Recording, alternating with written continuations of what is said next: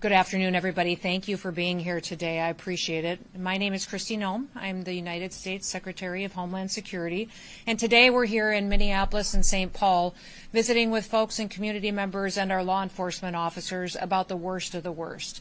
This office here has done incredible work to make sure that we are getting criminals, terrorists, foreign terrorist organizations, gang members off of our streets and protecting the members of this community. I have behind me 4 of the individuals that work here in the state and in this region to make sure that we're getting dangerous people away from the citizens in this community in this state, and I want to introduce them for you. We have Sam Westbay is with HSI. He is the acting special agent that's in charge of this office, and he'll make a few opening remarks here in a little bit as well. We also have David Easterwood. David is with ERO. He is the acting field office director, and I'll ask him to give you a quick update on some of the work and operations that they've been doing as well. We have Tanya Price, who's HSI, an assistant special agent in charge that is stationed here and is doing good work for the citizens of Minnesota, and also Toria Rich. She's the ERO deputy field office director that has been here for several years now working to help protect community members. Listen, the work that these individuals have done has been incredible. Under the Trump administration, our president has been focused on protecting American citizens, on making America safe again. And these individuals get up every single day and support their law enforcement officers that are out on the street upholding the law. Now remember, in this country, with this president in the White House, we don't pick winners and losers. We don't decide which law gets enforced and which one doesn't. There are laws, they are on the books, they were put in place, voted on, and instituted, and therefore we enforce them all. If members of Congress, senators, governors don't like the law, then they should go through the work of changing them and telegraphing and communicating to their members that live in their communities why it needs to be changed. So today, these officers have done incredible work to make sure they're protecting our next generation of Americans. Just since January, they have removed over 4,300 individuals off of our streets who have been arrested and were committing crimes and here illegally in this country. 3,316 had criminal histories, which means they were out there perpetuating violence against citizens here, and now they're no longer doing that because of the work of these law enforcement officers. Of those individuals, 98 of them were gang members, members of foreign terrorist organizations as designated by the Trump administration.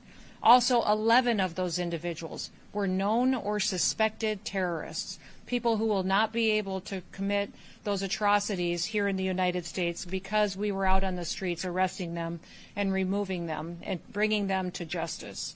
2 of the individuals that have been arrested just since January were foreign fugitives, which means other countries were wanting them for violent crimes and looking for them, and they were able to locate them and send them home to their countries to face justice as well. Our officers are in the streets every single day doing difficult work to make sure that our laws are upheld and that families are protected.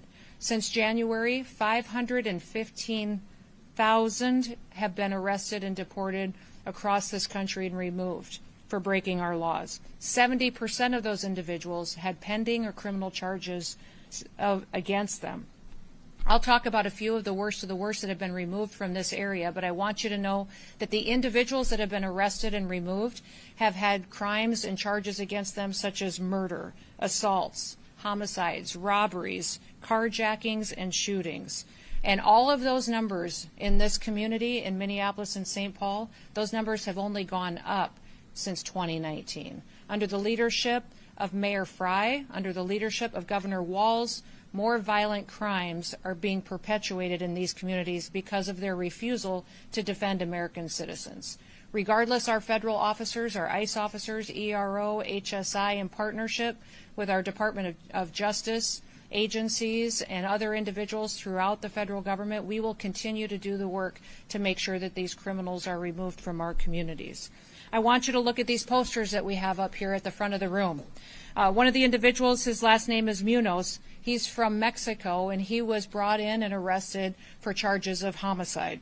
Another one is Hernandez Rivieras from El Salvador. The charges against him are human slavery and trafficking of individuals in this country.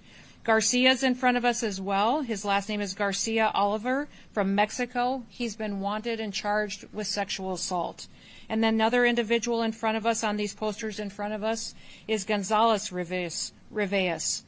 He's from El Salvador and is wanted for assault.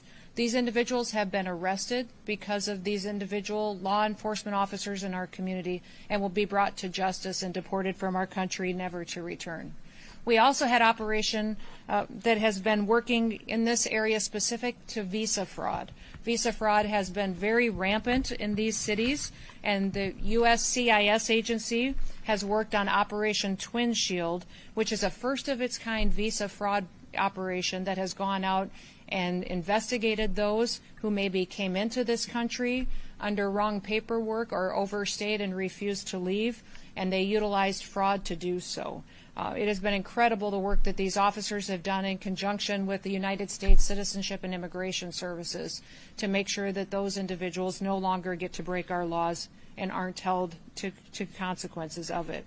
The violence against our law enforcement officers has gone up 1,000% in recent days, which means because of the rhetoric of politicians in Washington, D.C., but also here locally, our law enforcement officers have been demonized. And because of that, the consequences of the violence that they've had to face has been overwhelming for them at times. I'm here today to ask all of the people in Minnesota, all of the people in the Midwest and throughout our country to support your law enforcement officers, to support them and help protect them as they go out and do their jobs. Each and every single one of them took an oath. They took an oath to support and to defend this country, to defend their communities and protect people, and that's what they're doing every day when they go out and they enforce the law. They make sure that people who perpetuate violence on individuals are brought to justice, and that those who break our laws face the consequences of that and are removed from our country. We've seen attacks across our country on law enforcement, but also on their facilities. We last night had an unprecedented attack on a Coast Guard facility in California by San Francisco. We've seen individuals going after patriots who step up to defend not just our streets, but also defend us internationally and defend us on a national security standpoint each and every day. We need to change our ways in this country. We need to start telling the stories of the victims that will be protected, the people that will be protected, the families that will be able to let their kids walk to school safely now because that terrorist or that sexual predator is off the streets. We need to start talking about these families that need justice for the lost loved ones in their lives. And we need to make sure that we're talking and sitting at a table coming up with solutions on what we can do to make America safe again.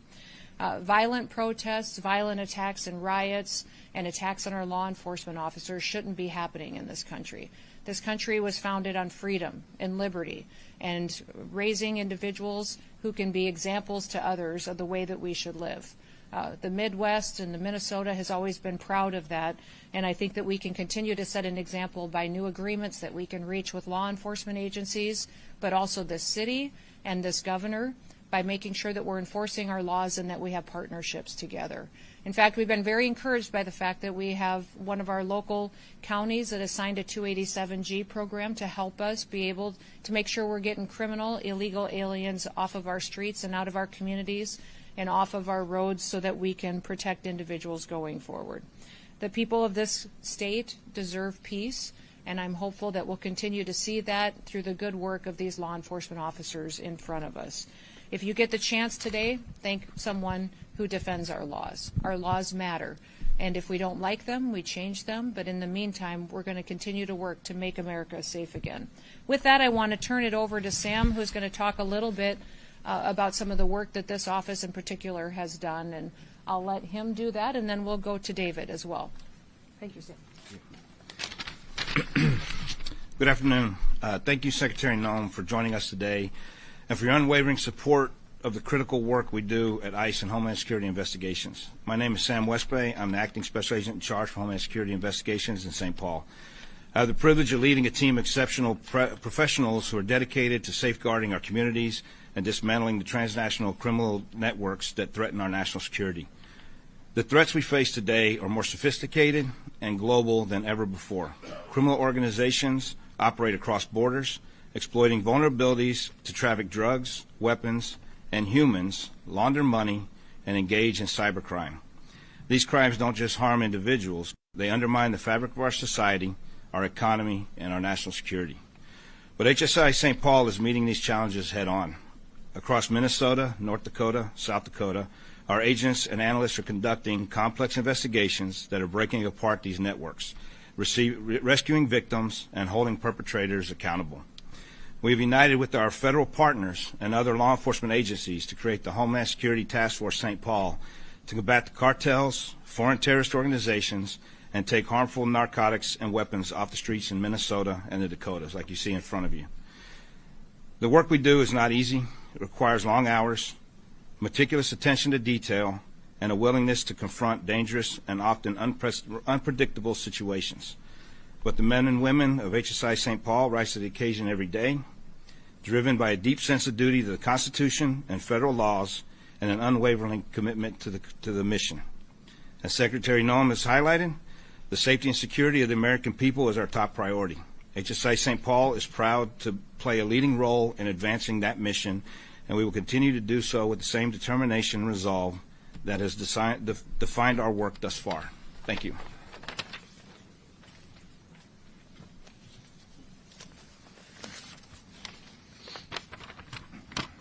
Good afternoon. Thank you, Secretary Noem, for your leadership and for taking the time to join us here today. Your presence underscores the importance of the work we do every day in service to the mission of the Department of Homeland Security and the American people. My name is David Easterwood. I'm the Acting Field Office Director for Enforcement and Removal Operations, ERO St. Paul. I'm honored to lead the officers and staff of ICRO across Minnesota, North Dakota, South Dakota, Iowa, and Nebraska. The men and women of ERO St. Paul embody the highest standards of professionalism, integrity, and dedication. Every day, they face complex challenges with determination and resolve, ensuring the safety of our communities and the enforcement of our nation's immigration laws.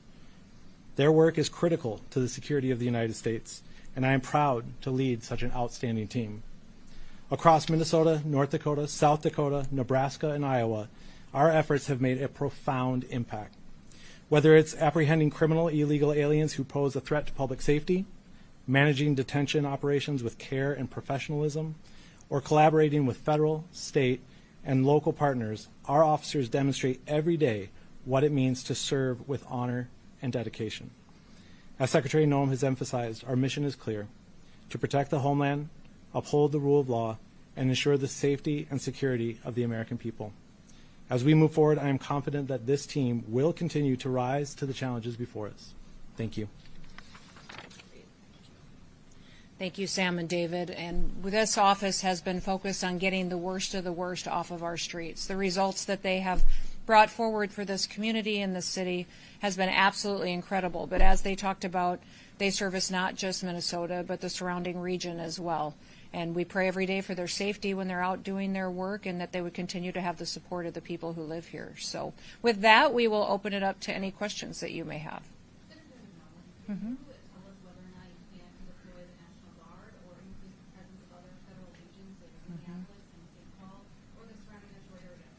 You know, it's up to the President on if he believes that National Guard should be deployed to any situation in any city across our country. But we do have an increase of federal officers that will be coming. As you know, we had a big bill passed through Congress that allocated to us 10,000 new ICE officers across the country.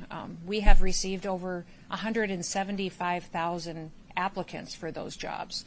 So the first 12 to 1,500 are out in their offices now, have been trained and qualified and equipped and are out there doing their work. We have thousands more in the next week or two that will be deployed to field offices as well, and this office will be the beneficiary of that as well. So you'll see dozens of new agents and federal officers here doing the work to get these criminals and terrorists off of our streets. Curious about the weapons and drugs that were on the table. Were those seized locally, and were they seized this year? They were. I will let Sam talk about the specifics on each of these, but yes, these are all drugs and weapons that were seized from the operations that these law enforcement officers conducted here in this area. So I'll let you talk a little bit about specifics if you'd like to. Yes, I don't have a lot of specifics on them because obviously some of these cases are still ongoing in the courts. But the dope and the methamphetamines, the fentanyl, and the weapon scene here have been taken off the streets in Minneapolis and St. Paul between us and our federal partners, DEA, ATF, FBI, and everyone else that we work with. But they have been taken off the streets at some point in time throughout the year here. So this is not something uncommon to this area to see this. Madam Secretary, earlier this week, or yesterday, Mayor Lurie of San Francisco said that he talked to you after President Trump said that he wouldn't be doing a federal deployment to San Francisco. What did you tell the mayor during that call? Is there still a chance that San Francisco could end up with federal immigration or crime enforcement searches? I did talk with the mayor of San Francisco, and we talked about all of his efforts to bring some safety and security to the streets of San Francisco, and that he had had a conversation with the president, who said we would cooperate and help as much as we could, but that if he didn't get it under control, that we would move in, that we would bring in more support, potentially National Guard, Department of War individuals that would be able to help make sure that those people get the safety that they deserve as well. I'll tell you what, last night was not a good example of what the mayor is accomplishing and what the people in that area are accomplishing. To see this violent individual use a truck to try to break into our Coast Guard base and to ram those individuals and threaten the lives of the individuals who serve in our Coast Guard was horrific.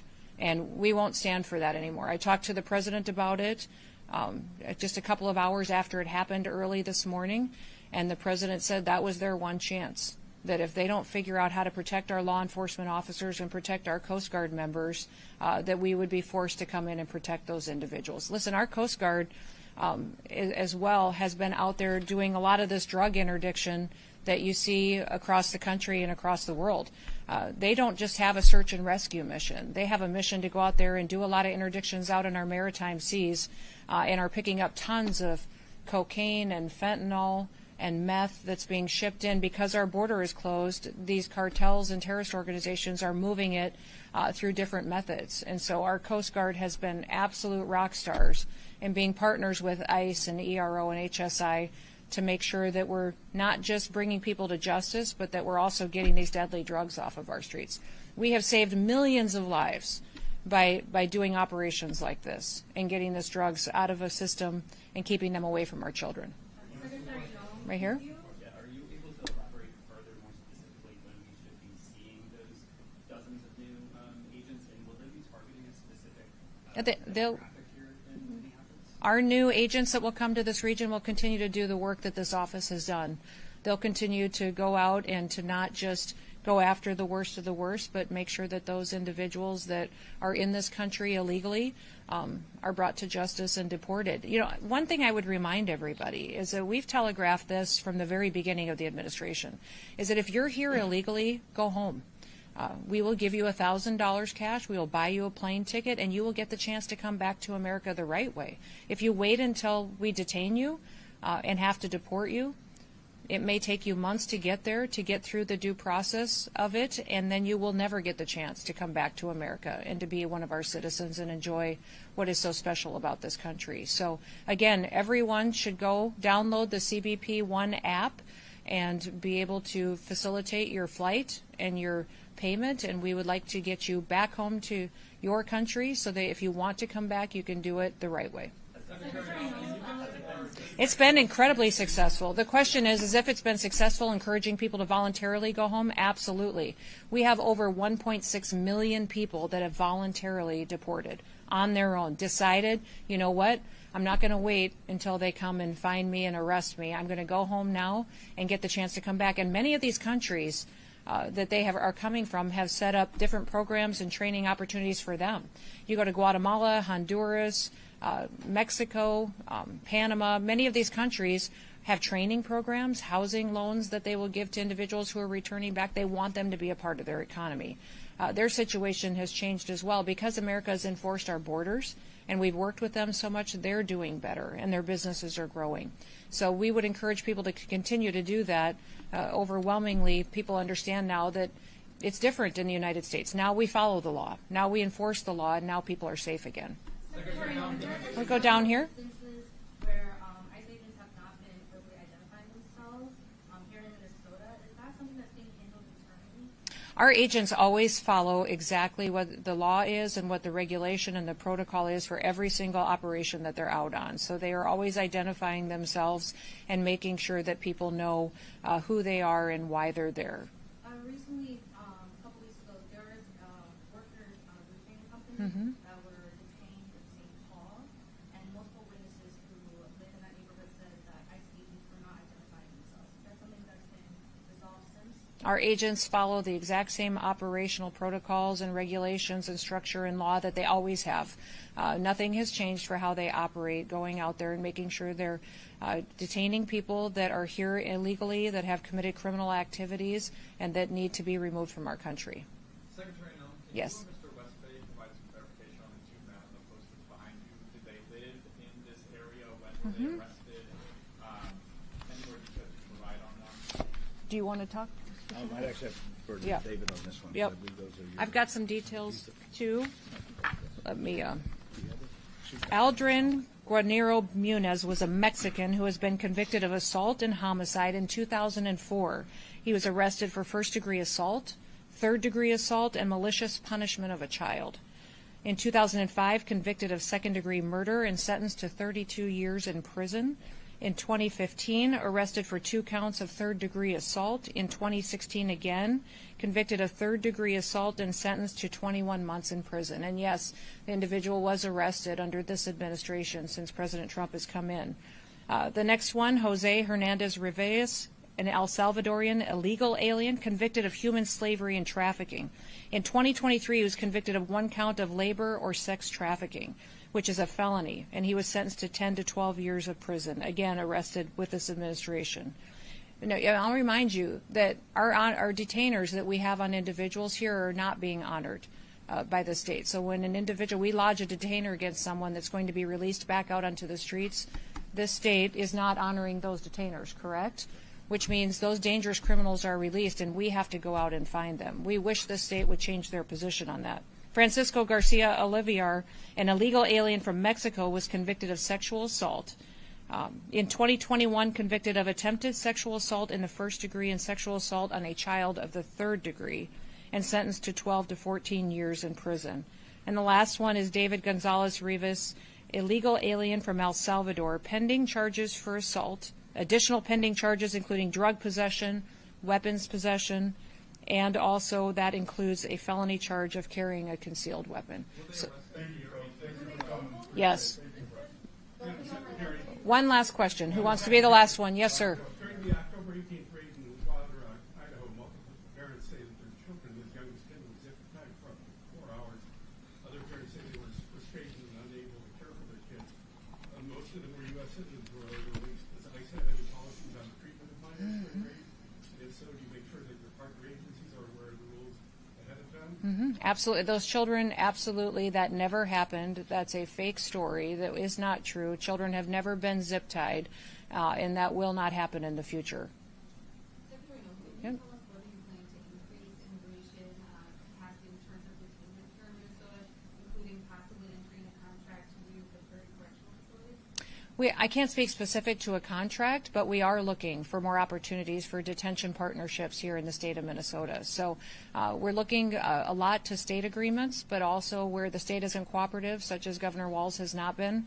I would say we're looking for sheriffs, local communities, smaller towns that may have the ability to help provide and partner with us because they know so many of these individuals that are dangerous in their communities, and they can work with us to make sure that we're meeting not just their law enforcement needs, but also we're getting those people out of their area as soon as possible. Yep.